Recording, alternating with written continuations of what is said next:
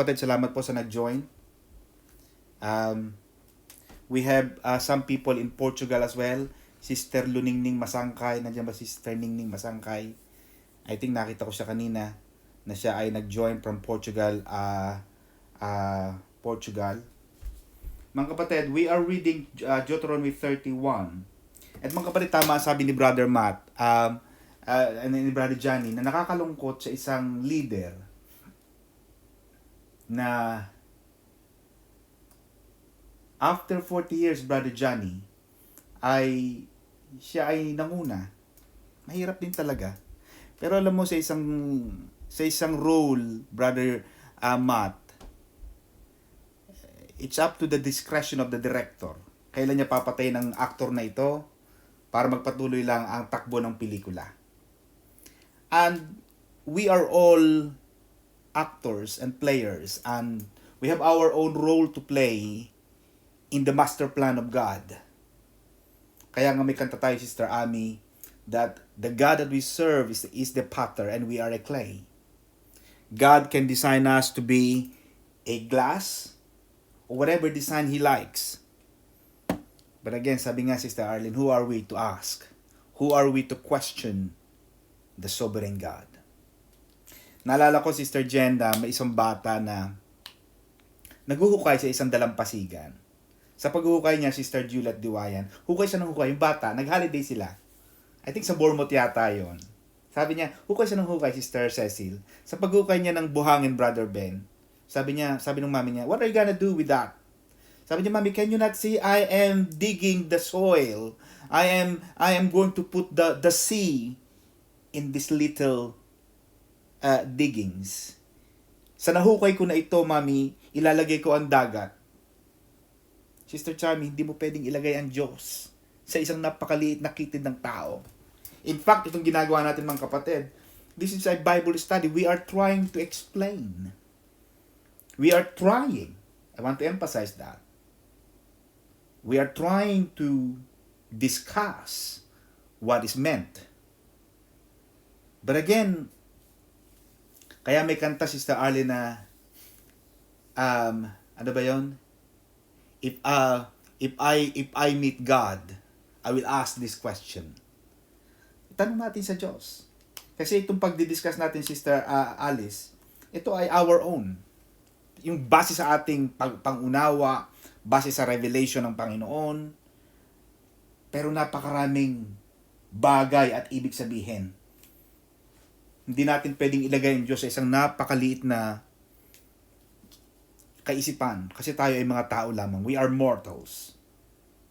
And even God said, Sister Juliet, in this passage, God was trying to say, I am the maker of the heavens and the earth. And during our Easter session, Easter Sunday service, we have discussed how the creator of the entire universe, the entire solar system, the entire galaxy, the Milky Way, and those heavenly bodies. And sabi Sister Juliet ng Bible, God spanned the universe in the span of His fingers. So imagine that the universe is just like this to Him. At inilalagay niya lahat ng mga stars. So we're trying to discuss the beauty, the wonders, the characters of God. Now, let's start mga kapatid sa 31 verse 6. But before I go there, let me begin with limitations of Moses. Moses said, I am 120 years old this day. So, noong unang panahon pala, may pagbilang na rin. Hindi lang natin alam, Sister Arlene, kung talagang bumibilang sila ng January. Kasi gumagamit sila noon ng mga Caesar calendar. Mapapansin nyo I think Bishop can attest to this. Iba ang New Year ng mga Hudyo. Ang ginagamit yata natin parang Gregorian calendar. But having said that, for the argument of for the purpose of the Bible study, Moses said that he is 120 years old. Few days ago, namatay si Prince Philip, 99. Sister Charmy, 99 is over. Do you want to live until the age of 99? And people were saying, oh, namatay si Prince Philip. What do you want? He's 99. You don't want to live 120 years old, Sister Arlene. 120 years old, masyado nang matagal. Matagal na sa daigdig, kapatid. Ipaubaya na natin sa mga bago. At ang kamatayan, mga kapatid, hindi yan dapat makatakot sa isang Kristiyano. Every day we come closer to death, we are getting closer to heaven. Amen ba, mga kapatid? Tandaan mo yan, Sister Charmy, na pag ang tao namatay, hindi talaga tayo namamatay actually. Namamatay ang ating pisikal na lupa, pero kinakain ka ng mga uod. Di ba? Yung uod, kakainin ng ibon. Yung ibon, kakainin ng ahas. Yung ahas, kakainin ng tao. So in a way, some form of your body is still there.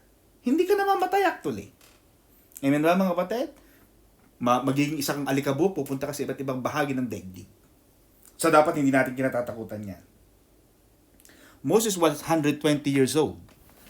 So sinasabi rito na talagang may katapusan ang buhay ng tao. Kaya pag may nagpapapanalangin sa inyo na, Pastor, pwede bang ipag-pray mo ko na humaba ang aking buhay? Ilang taon na ako kayo? 99 years old, Pastor. Ano pang ipapanalangin ko, mga kapatid?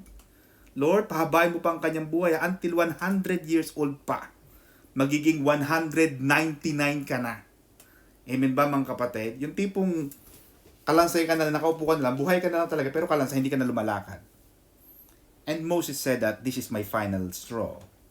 I'm going to be here. At ang maganda lang sa buhay ni Moses, Sister Cynthia, narinig ko ang iyong salaysay.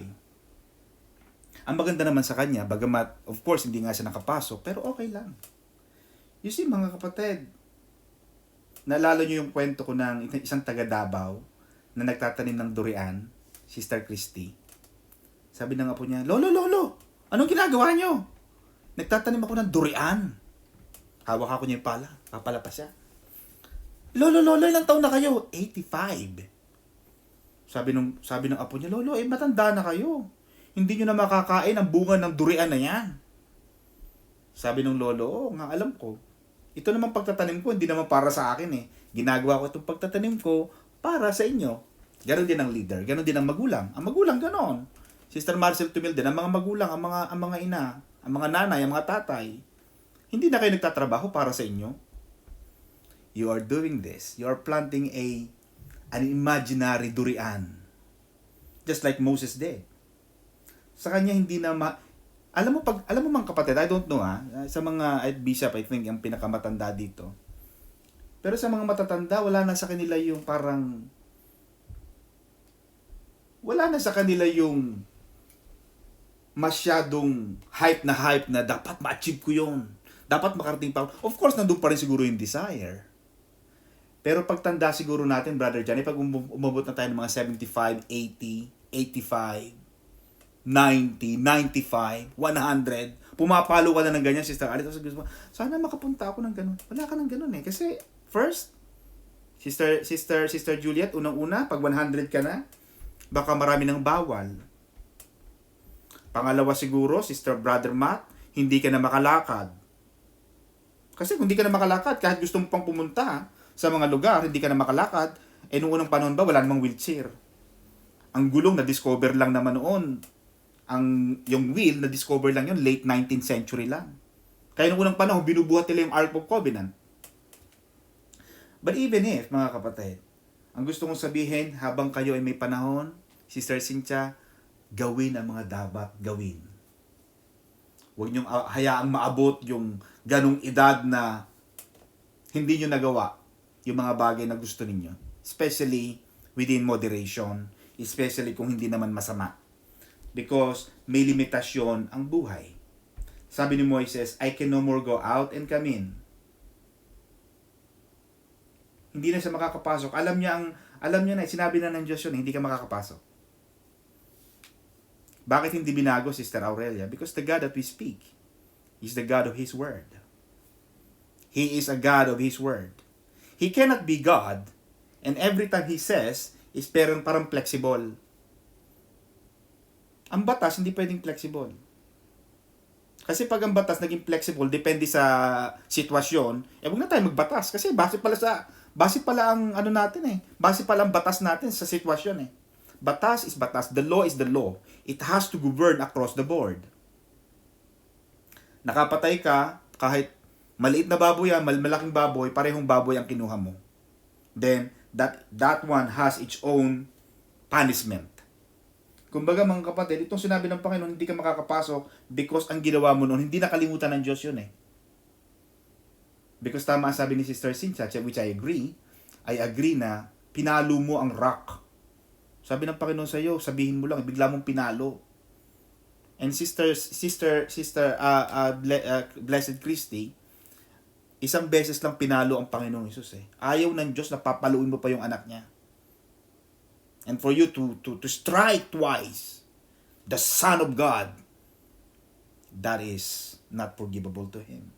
Hindi niya pinalampas yon. Kahit si Moses, hindi niya pinalampas. Isang malaking kalapastanganan ang pagpalo sa bato. Ang pagpalo at paghampas sa anak ng Diyos. God allowed His Son, Jesus Christ, to be crucified, to be bruised, to be mocked, and to suffer defeat, or I would say crucifixion. Hinayaan niya yun eh. Pero Moses, wala siyang pahintulot na gawin yun eh. Magkaiba kasi yung pagpalo dun sa pagkapako ni Jesus, because that one is a part of the master plan. Nasa plano yun eh. Pero yung pagpalo ni Moises ng dalawa, which as we all know that the rock pertains to the rock of ages, bato ng ating panulukan. Pag pinalo mo yung bato na yon, ibig sabihin, wala kang pahintulot sa Diyos. And anything that is not allowed by God is committed is a sin. Malaking kasalanan. Isa din doon mga kapatid na nakikita ko dito, Sister Maricel, is the power of choice. Ginagawa ni Moises, bagamat ayaw ng Diyos, pero nagawa ni Moises na paluin ang rock eh. Kahit ayaw ng Diyos. In the same way, kahit ayaw ng Diyos, Sister Mercy, pero pag ginusto ng tao, mangyayari yun eh. Hindi ko sinasabing walang kapangyarihan ng Diyos. But God gave us, Sister Maricel, the power of choice. God said to Adam and Eve, don't eat everything you can eat. Isa lang yung pinagbawal ng Diyos eh. Ayaw ng Diyos yun. Pero kinain pa rin nila. They disobeyed. So, ganun din ang ginawa ni Moises. Hindi napatawad ng Diyos yun. Hindi kinalimutan ng Diyos yun. So, mga kapatid, sa akin nawa ay magpatuloy kayo sa pagsunod. You see, mga kapatid, I will go now to that second item of mine. That is the beauty of obedience. I always say to you mga kapatid, Sister Marife, our success matters to God. Jeremiah 29:11 says, I have a plan for you, Juliet Duayan. Plan for you to succeed, plans for a better future, plans to give you hope, plans not to harm you. Yun ang plano ng Diyos eh. When God said in Genesis that let us make man according to our image and likeness. Kaya nung tinatanong ni Moises, Panginoon, sino ka? Anong pangalan mo? Sabi ng Diyos, well, I am what I am. I am what you need. Nung nandun sila sa lawa ng Meriba, mapait ang tubig. Maraming nagkasakit kasi hindi na makainom. Siguro, siyempre, 2 milyon yan eh. Imagine mo, Sister Juliet, wala pa namang mga toiletries at mga palikuran noon. Let's go back to the reality of life, to the practicality of life. Marami nagkasakit kasi walang tubig. But God, for the first time, He introduced Himself as not just as not just the God who is Elyon, but He introduced Himself as I am the Jehovah Rapha, the God that heals. In Philippians 4:19, Paul said, but my God shall supply all my needs. When God said to Abraham, don't kill your son Isaac. I have provided a ram for you. Look unto your left. When Abraham looked to the left, he saw a ram, a sheep. And God Himself exposed Himself, displayed, and showed and introduced Himself as the Jehovah Jireh. I am the God who provides. God has no name. That's why in Israel, kapag nagpunta ka sa Israel mga kapatid, at Brother Johnny, pwede tayo magkaroon ng next excursion sa Israel. Jerusalem, trip to Jerusalem talaga. Ito talaga ang trip to Jerusalem. Ito talaga ang kasi ang trip to Jerusalem natin, mga silya-silya lang eh. Ito talaga actual. Yan mga kapatid ang gawin natin, trip to Jerusalem. Saan ang trip natin? Trip to Jerusalem. Pag nagpunta ka ng Jerusalem, Sister Aurelia, makikita mo doon ang God. When they write the word God, they don't complete the exact word God. They don't write G-O-D. They write G space D. Because the pronunciation of God Himself is with the highest respect. You cannot just say God. Kaya yung ating sinasabing, oh my God, baka mali-mali nga yun eh. Naging expression. Amen ba mga kapatid? What I'm saying mga kapatid is, our success matters to God. Because, Sister Cynthia, when you succeed, it protects the image. It protects the character that God has put in you. When God said, let us make man according to our image. That image, Sister Mercy, is not just the name. When you buy Calvin Klein, you are wearing the image of the maker. Kaya sabi ni Calvin Klein, pag may sira ang damit mo, ibalik mo sa amin, papalitan namin ng bago. Why, Sister Christy? Calvin Klein doesn't know you. Calvin Klein doesn't even like you. But because Calvin Klein wants to protect the name, they would like to exchange whatever is not working and will send you a brand new one. So, ganun din mga kapatid. When I discovered that, Sister Mercy, sabi ko, Panginoon, I'm not gonna fail. Sister Cynthia, Sister Cecil, I'm not going to fail because the God who gave me the word said, you are not going to fail. That's why I made you. I have a plan for you. Plan for you to succeed. Plans to give you a better future, not to harm you. And I want you to succeed. Our success protects the reputation of God. Wala kang makikitang ibon na hindi makakalipad. Lumilipad lahat yan. Ganon din ang tao mga kapatid. The only limitation sometimes is us. Tao ang nagbibigay ng limitasyon eh. Ibinigay ng Diyos, Sister Aurelia, ang batas.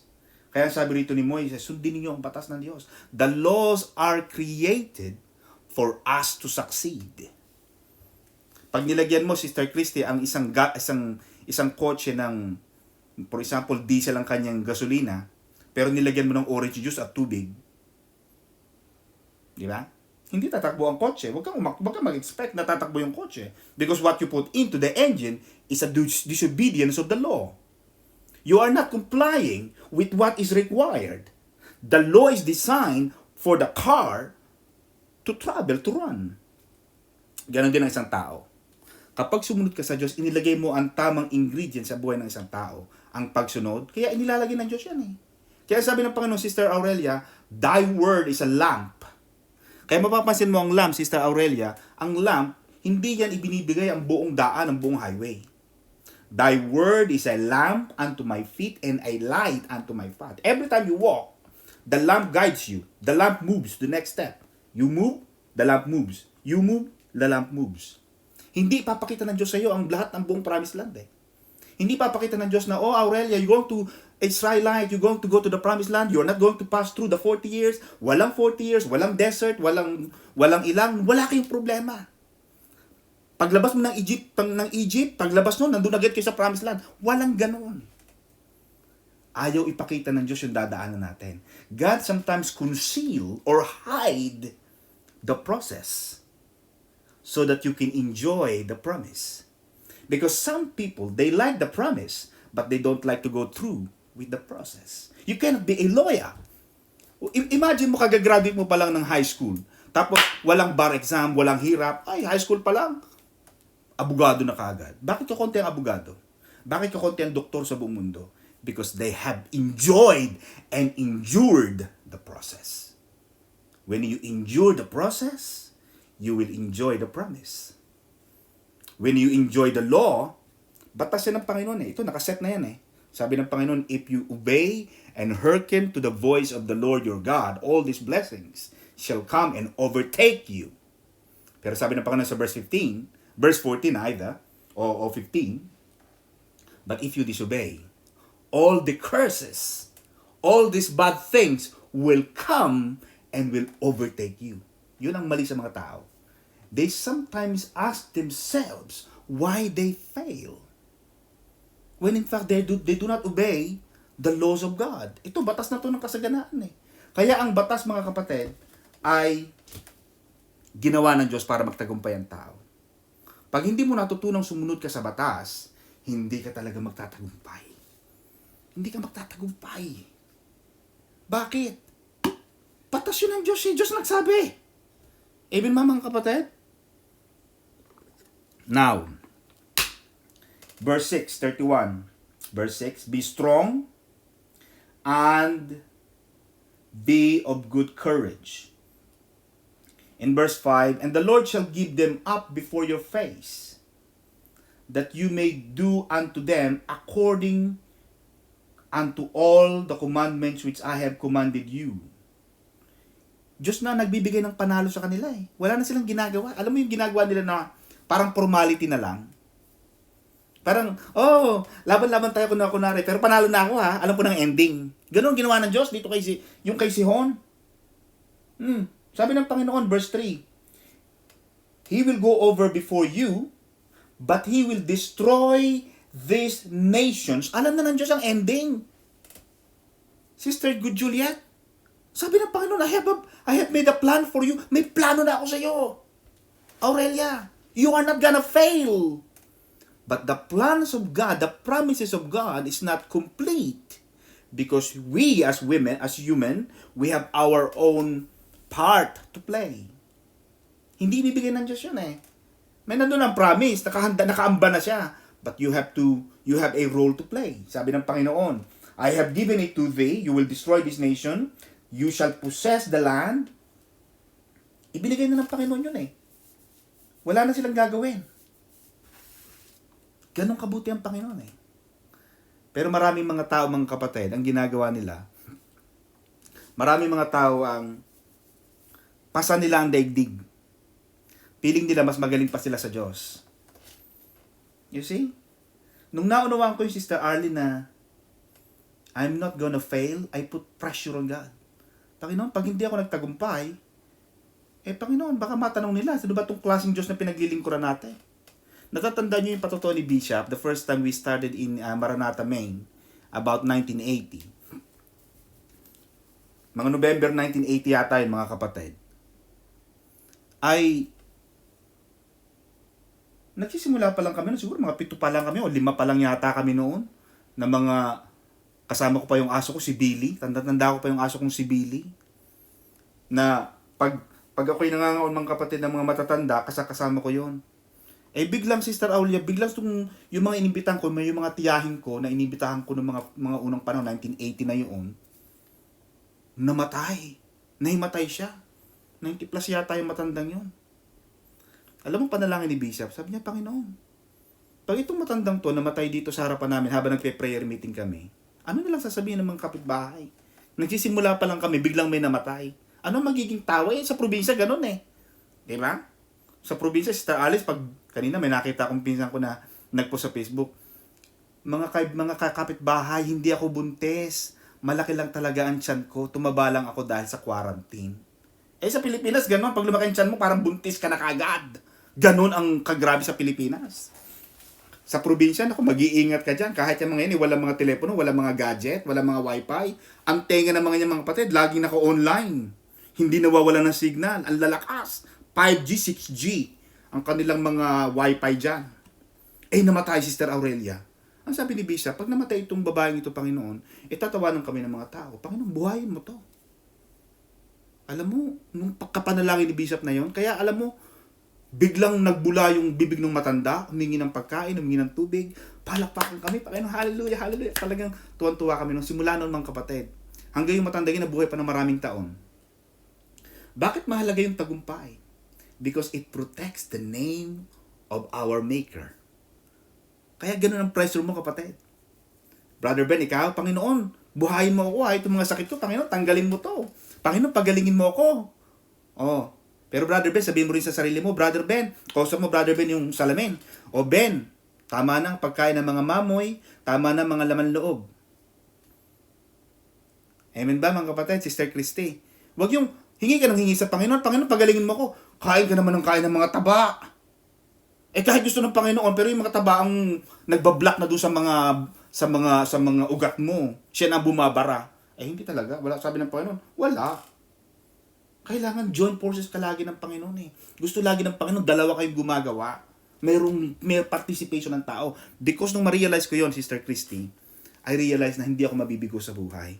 Bakit? Itong pinaglilingkuran kong Diyos, gusto niyang protektahan ang kanyang pangalan. He put the image. He put His character. Sabi ni Moses, Panginoon, sino ka? Sabi ni Moses, sabi ng Panginoon, I am who I am. I am who you want me to be in a particular situation. You want peace? Gusto mo ng kapayapaan? I'm your Jehovah Shalom. May mga kaaway ka? I'm your Jehovah Nisi. Gusto mo ng katuwiran? I'm your Jehovah Chidkenu. Gusto mo ng ganito? I am. Jesus Christ introduced Himself in the New Testament. Sabi ng mga tao, huwag mo sabihin, mas matanda ka pa sa aming amang si Abraham.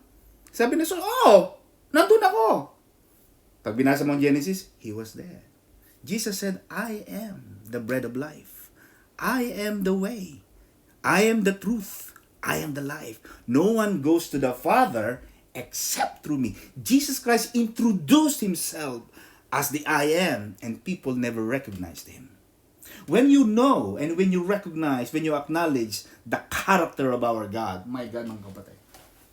Ito mga kapatid, ang Panginoon talaga, nagtatampo lang talaga siya, galit lang talaga siya kapag hindi ka sumusunod, pero napakabait ng ating Diyos. Amen ba? Palakpakan natin ang Lord, mga kapatid. Sabi ng Panginoon, be strong and be good of courage. Fear not. Do not be afraid. For the Lord thy God, He is that thou go with thee. I'm reading the King James Version. He will not fail thee. Pag sinabi mo yun, Sister Arlene, He will not fail thee. Jesus never fails. Hindi siya sumasablay. May nakita ko sa Facebook kahapon, may isang seaman, ang pangalan niya, Brother Matt, Hari ng Sablay. Lahat ng ginagawa, sablay. Ang Diyos natin, Sister Alice, hindi sumasablay. Precise to. Pag pumili ang Diyos, laging perfect. Nakikipagpustahan siya, alam niya Bakit? Alam niya ang damdamin ng tao Alam niya ang buhay nitong si Israelite. Pero mapapansin mo, kapatid, bakit laging mahal na mahal ng Panginoon itong mga taga-Israelita na ito? Mahal na mahal niya He wants to protect His name.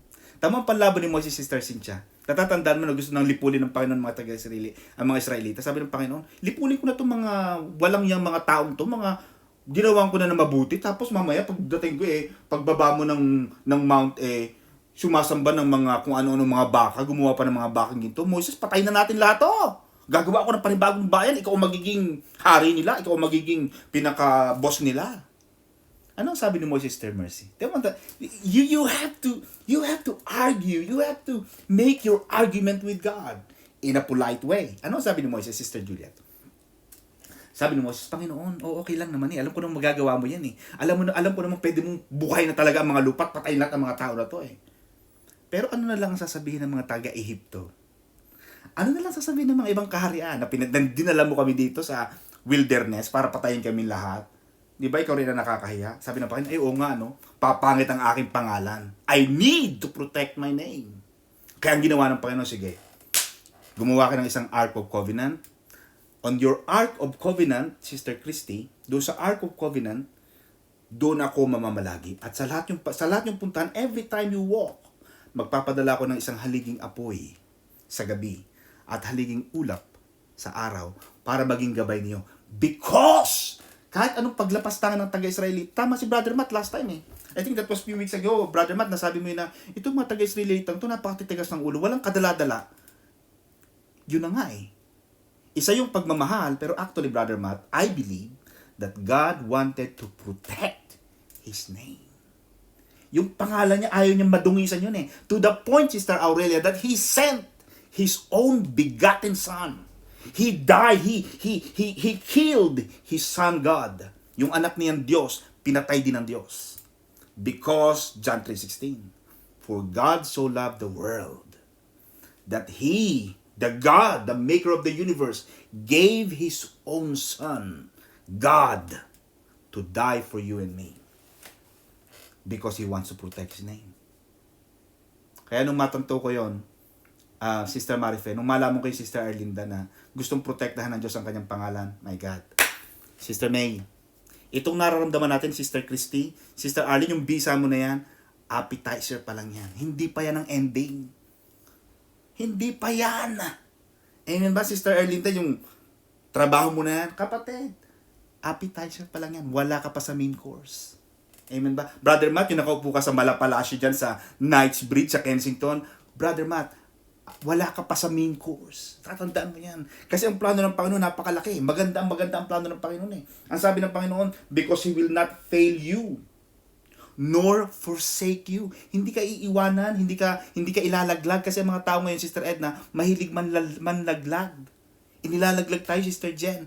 But the God that we serve will never fail us. He will never forsake us. Sa bawat pagtawag mo, Panginoon, sabi ni Pastor Don, hindi mo raw ako bubiguin. Panginoon, sabi ni Pastor Don, sabi mo sa iyong mga salita na ang aking tagumpay ay mahalaga para sa iyo because pag nagtagumpay ako, tagumpay ang maker. Tagumpay ang manufacturer. Ikaw, Panginoon, ang manufacturer ko eh. Kaya sabi ng Panginoon, Sister Aurelia, di ba? So that the whole world will see. Gusto kong i-promote ng Panginoon so that the whole world will see that you are a child of the living God.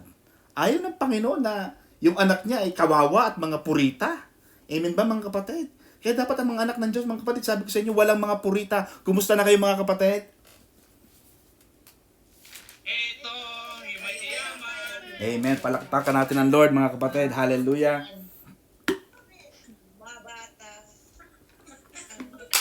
May mga nagdadagdag bumabata. Maganda rin 'yon, ano? Eto bumabata. Mga kapatid, yung pagbata natin kailangan sa mukha, hindi yung nagiging bata ang ating ugali, nagiging childish. Ayun mga kapatid, patuloy tayo mga kapatid. Konti na lang. Now, in chapter 32 verse 11.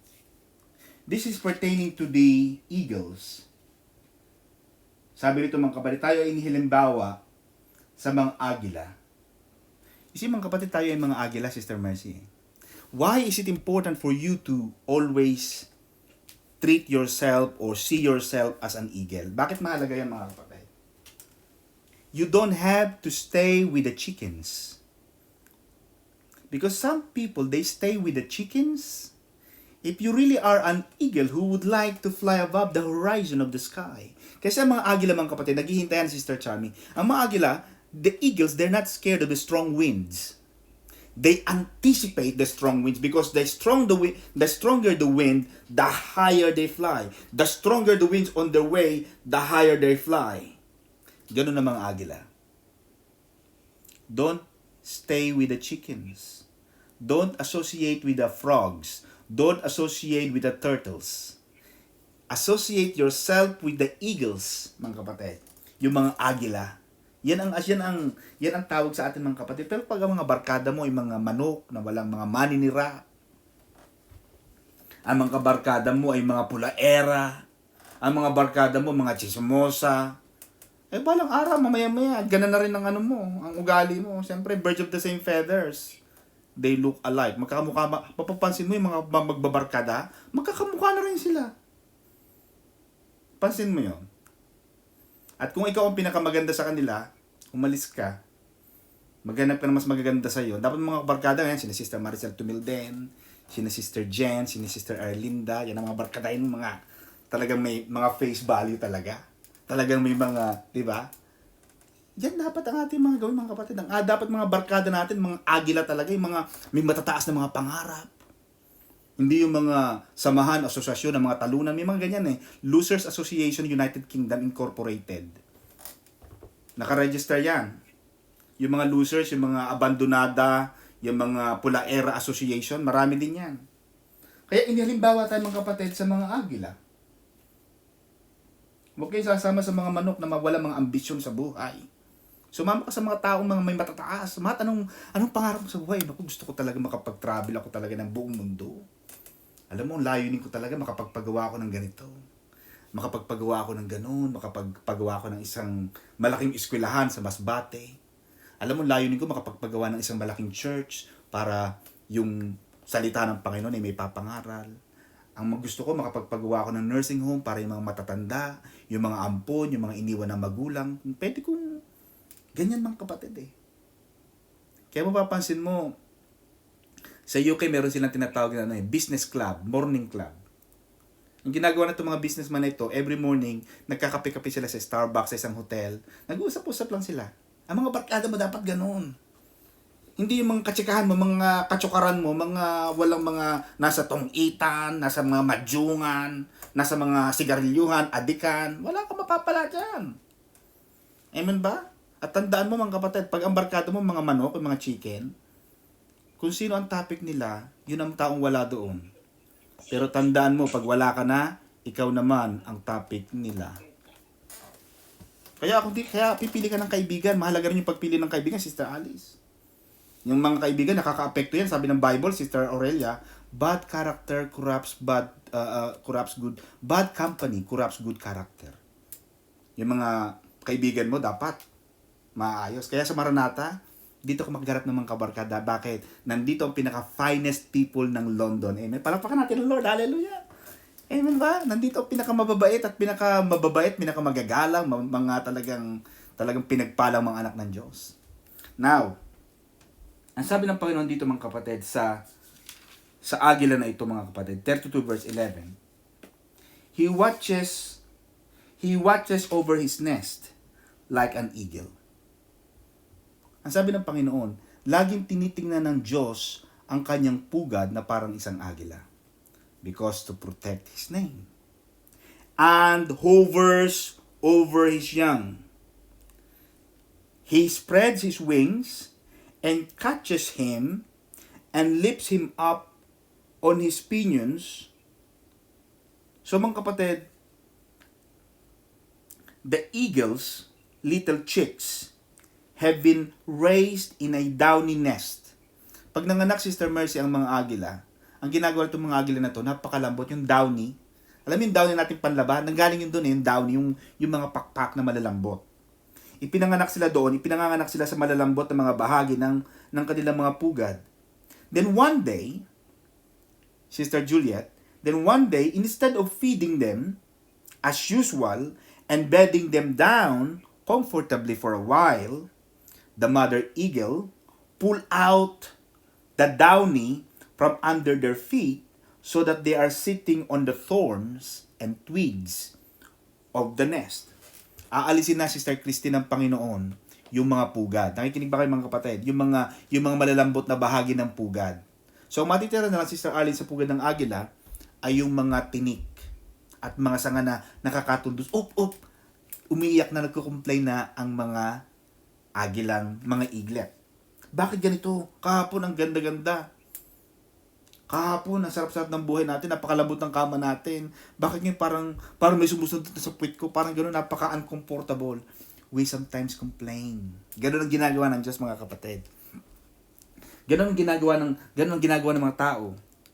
Siguro sa Pilipinas, siguro itong mga agila na to, kung meron silang telepono, tatawag nila sila sa Bantay Bata o Bantay Agila. Diba, Sister Arlene? Yung agilang to, masamang nanay to. Inalis ba naman yung pinakakama namin, ang itinira, mga tinik na lang at mga sanga na nakakatundo sa amin. The eaglets are suddenly not content anymore. They complain, but she goes on uprooting. The mother eagle keep uprooting their nest until finally they find themselves pushed onto the branch into the treetop with the ground many feet below. So, unti-unting itinutulak nung inang agila yung mga sisiw niya, yung kanyang mga eaglet, palabas dun sa pugad. Unti-unti. And even as they wobble, she pushes them off the edge into the space. Itutulak talaga ng inang agila yung kanyang inakay. Sister Chani, Sister Marcel. And while the eaglets, which are unable to fly, because they have never flown before. Hindi pa sila nakakalipad noon, Brother Matt. babagsak silang parang isang bato sa lupa. At habang bumubulusok sila, Brother Matt, the mother eagle with the mighty wings will fly and will get the eaglet back to the nest. Back to square one. Itutulak uli ng mother eagle, yung eaglet, and the eaglet will understand, this mother is pushing me for the second time. Itinutulak niyo uli ako paalis dito sa pugad ko. They keep repeating the process. Lagi nilang inuulit yung mga proseso na yon, Sister Christy, until the eaglet learn how to fly. You see, Brother Matt, when God pushes us to the edge of our, so to speak, nest, God will do two things. God will either catch you while you fall, or second, Sister Juliet, God will teach you how to fly. When God allows uncomfortable situation into our lives, it is so that we might develop the spiritual wings of our own. Tuturuan ka ng Panginoon lumipad. Kasi ang gusto ng Panginoon, God plans for you is to succeed. You cannot be a successful person. You see, Brother Johnny, wala kang makikitang mga nasa entablado. People respect not because of what you say. People respect, people admire not because of what you declare. But people respect you because of what you have achieved. Because of those trials that you have overcome. Kapag nagtagumpay ka na, Sister Aurelia, makikita mo, when you applied for your visa, maraming tao sabi, wala kang pag-asa dyan eh. But I told you before, the first thing is you will fail. Normally, I win on the appeal stage.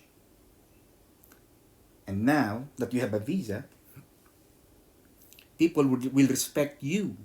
People will admire you. People will praise the name of God because of you, because akala nila hindi ka magtatagumpay eh. But when you succeeded, you have developed the spiritual wings that despite of the negativity, despite of my first failure, I still fix my eyes on Jesus, who is the maker of the universe, because He planned for me to succeed. My success matters to God. If I fail, then the name of my maker is on the line, is in trouble. Kaya mga kapatid, tinuturuan tayo ng Panginoon, Sister Arlene, na lumipad. Sister Elaine Cruz, tinuturuan tayo ng Panginoon na lumipad. Tinuturuan tayo ng Panginoon na magtagumpay. Because mahalaga sa Diyos ang ating pagtatagumpay. Amen? Mga kapatid, yun na lamang, hanggang doon na lamang. At I hope na may natutunan kayo kahit papaano, palakpakan natin ang Lord. Hallelujah. Amen. Unless Pastor and Bishop have something to say again.